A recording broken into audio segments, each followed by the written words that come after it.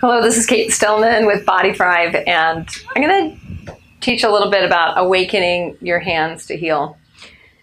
The more someone has been touched with healing energy from birth onward, and even in utero, via their mother receiving healing touch, the more they naturally are in touch with their ability to use their hands to heal, right? So you have to receive in order to give. And so the more we've been receiving healing energy from other people, the easier it is to give that to ourselves.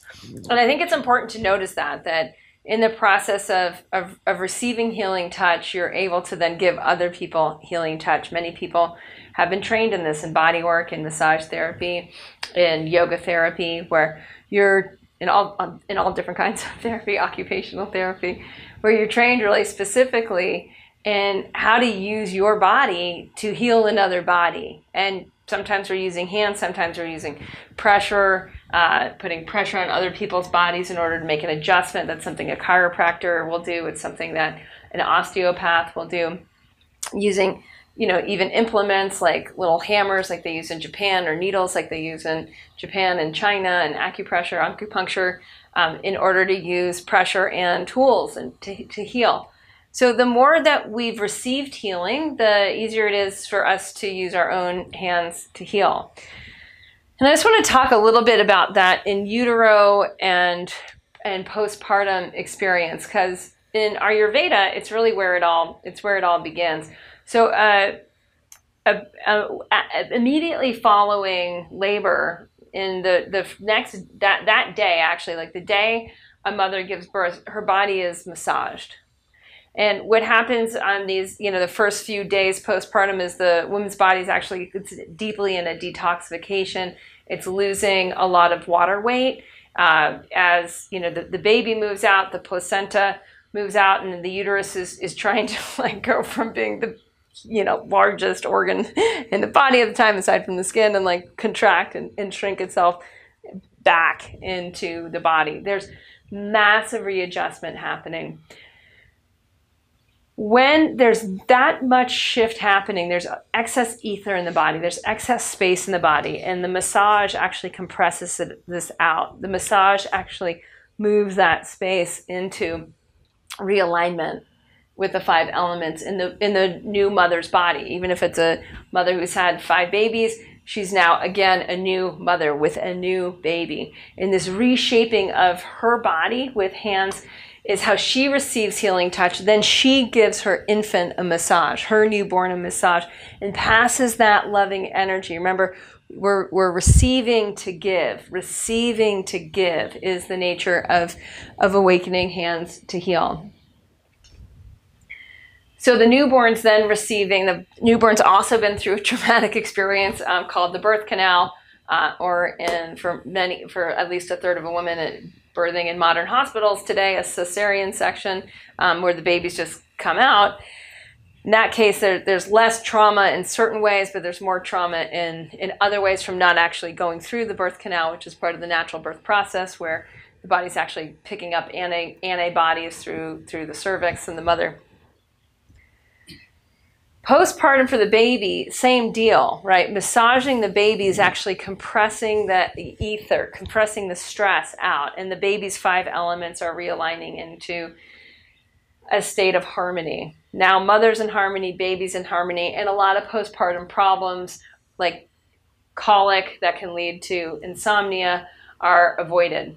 Calm baby, calm mother, calm mother, calm baby. The vibration in the mother's body moves through her breast milk and becomes the vibration in the baby's body. The mother doesn't have massage, excess ether forms. That ether creates a vata imbalance in her breast milk, in her digestion first, in her breast milk second. That is then pops to a vata imbalance in the baby via the breast milk. So on a both physical level and also on an energetic level. In Ayurveda, they figured this out fast. And so the fascinating thing, I think, for many Westerners here is to realize is that our first experiences of touch as a human are designed to be healing touch. Not just loving touch. Love is maybe being held by a grandparent that, oh, there's a new baby, I'm going to hold the baby.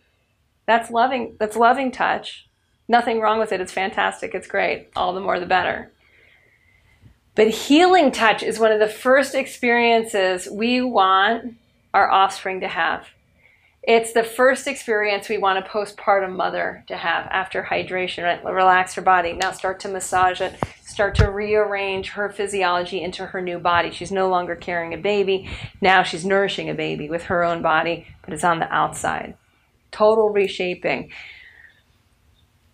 When this hasn't happened, and say in your childhood you didn't receive much healing touch, it's hard to know how to do it. And we can feel like that it's not something that's in our capacity to know how to do, not in our capacity to learn how to use our hands to heal. There's never been a better time to learn. And part of the reason is because of the internet. Part of the reason is you can Google marma therapy and Google a marma chart and find all those acupressure points on your body. I'll just show you one that's between your thumb and your first finger going down towards your wrist. If you take your thumb and your first finger of your hand and find a place in there that's a little tender, where if you squeeze your thumb and first finger together and just notice that's a little tender, keep pressing on it. And notice if you just did what I did, which is exhaled a little deeper. So this is a pressure point that actually releases the colon.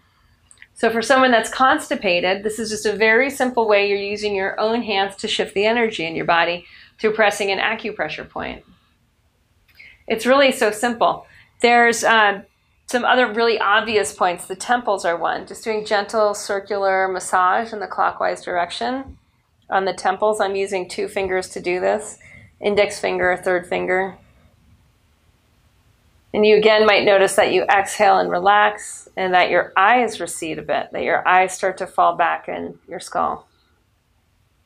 One of my favorite marma points is if you take your hand to the top of your head and you go back all the way to where your fingers land. So right to where your hairline is. If you're bald, it's where your hairline used to be. And where your fingers touch, the top of it's like all the way to where your fingers touch. You can tap that point. And just do a little bit of massage on that point, just a little pressure, circular, like that. That helps induce sleep. So say you wake up and you're having trouble falling back asleep, you might tap that and just rub there for a moment. And that just helps to allow the rest and digest, the parasympathetic nervous system kick in a little bit. When you start to use your hands to heal on yourself, you can also give other people a quick massage, like just taking a moment and just rubbing someone's shoulders. And notice what happens. Like if you just do it and just be gentle and nurturing with the desire to be nurturing, you might notice that you're able to give someone a lot of relaxation, which is pleasurable, in a really short period of time. There might be people in your family that are naturally more of like the touchy-feely people, the people that are more likely to actually use their hands to heal other people. Now, with identity evolution, like you can evolve your identity to be whoever you want. So if you want to start to use your hands to heal more, it's just quite a bit of just a function of doing it. Just taking a moment and giving someone, hey, do you want a head massage? I'll massage your head for a moment. My daughter experienced some trauma the other day, and I did this very, very simple thing that I learned in yoga, and you can do it sitting or standing with the person, where you take one hand, you cup the back of the neck, and the other hand on the forehead, and you just press. It's really best done laying down, but it can be done sitting up. It's just much better laying down, because then the person can relax their head back. And what that does is you've got the third eye on the front, and you've got the back of the neck, which is actually a very exposed part of the body. It's a very it's like one of the battle tactics. Back in, if you read ancient war books, is like you can go for the front of the neck or the back of the neck, but it's a way of giving someone a massive negative hit, right, quickly. With trauma, when the body's traumatized, you actually enclose those etheric spaces. You compress. And immediately the nervous system relaxes, if it's done by someone that you trust. And it's just such a simple way. The body is full of these little gateways, of these acupressure points, of these very, very simple ways of touching yourself would shift the energy more into the alignment of what you want to experience next. A huge part of awakening your hands to heal is just doing it and experimenting with it. Looking on YouTube and just reading videos on self-massage or on massage techniques, you're gonna be able to learn a lot really quickly how to use your hands to adjust the myofascial, myofascial, to adjust the fascia of your body. This is the connective tissue. Let me see if I can bring my leg up here. So even just pulling, can you adjust down? My little skirt here. Adjusting by pulling muscle off bone, just like this, just squeezing and lifting the muscle in the skin off the bone and just grabbing the skin. This, you'll notice really quickly if you do that on one leg just for 2 minutes, how circulation feels totally different than in the other. Where you may have injury, like I do here, so healing to just simply lift and squeeze the fascia of the body. It brings so much more circulation into the tissue. So those are some of my tips on awakening your hands to heal. So much of it is just realizing it, doing it, experimenting, playing, knowing that like any skill set, you just get better at it. The more you practice, the more you actually want to learn. You'll start to have questions of like, where are the marma points in my hands? Let me find those and let me start to, press on myself, pull on myself, and awaken my power to heal other people as well.